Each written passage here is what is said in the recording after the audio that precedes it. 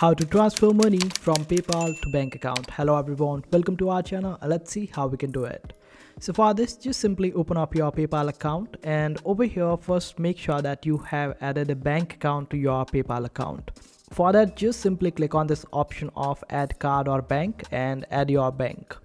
After that, if you are in a country where government regulations allow PayPal to transfer the money, then you can just simply go to your wallet and you will be able to find the option of transfer money. And there, just select your bank account and you will be able to transfer money from PayPal to your bank account.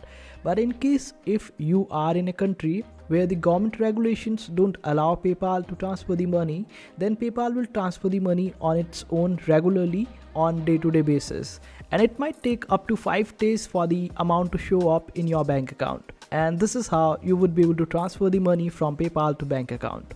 I hope this video was helpful. Make sure to hit that like button and also subscribe to our channel for more helpful videos.